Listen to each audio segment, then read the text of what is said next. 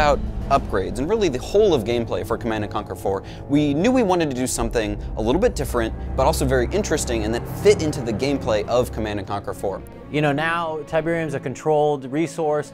No longer do you have these huge expansive fields of Tiberium where you have to go and harvest them anymore. So when you take Command & Conquer 4's gameplay from a very base level in terms of multiplayer, what we had in place at first was this domination mechanic where you take control of specific areas of the Tiberium control network, and this gains you points over time.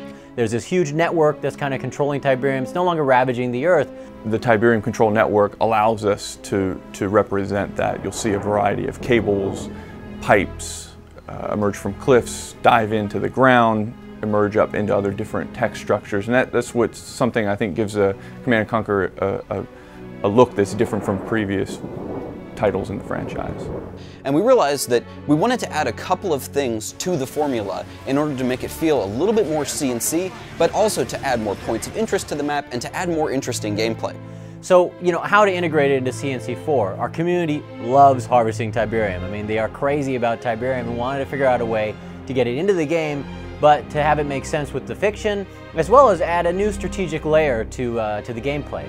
So we took this idea of having a high level of mobility in terms of, and action in terms of the gameplay, and we thought, how can we absolutely double down on this, but also give fans some of what they want in terms of the Tiberium harvesting mechanic? One of the most interesting visual challenges I feel we had was to represent kind of an unprecedented event in the Command & Conquer universe, and that is the fact that humanity has gotten a leg up on Tiberium. That's how we got where we are now. And what we ultimately decided was that having players put down refineries to these particular areas and having large spread out Tiberium fields not only no longer played into the fiction anymore, but it also didn't play into the gameplay as well anymore. So what we did is we have this crystal capture mechanic where these Tiberium crystals are regularly deposited into 4 different zones on the map, and then you can go and capture those crystals with one of your vehicles and move it back to your deploy zone or one of the auxiliary deploy zones that you can capture. We created a number of different concepts, played with a bunch of different looks until we settled upon one that we felt was going to be visually recognizable to the player. So we settled upon the idea of it being a large crystal shard with a mechanical ring around it.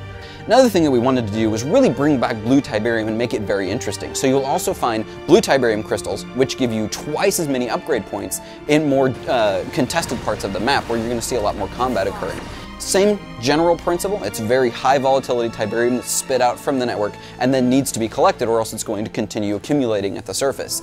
So you can use them to your benefit, you can use them to your enemy's dismay, but it's a really cool way to get Tiberium integrated into the game. You know, it's very fast, you're trying to capture these control nodes, you're trying to keep the enemy at bay, but at the same time you gotta go out, have these units, you know, risk themselves, go grab these Tiberium crystals, but then everybody on your team obviously benefits by being able to get those upgrade points. Tier 2 technology is now available. Again, because they're so volatile, it's exactly why destroying these things is going to spawn one of the ion storms that you've seen in previous games and do a significant amount of damage. But it's really a lot of fun, and it's cool when you think, okay, I got my enemy on the ropes, I'm about to grab his crystal, and boom, he detonates that thing, and everybody's dead. So, detonate at your own risk.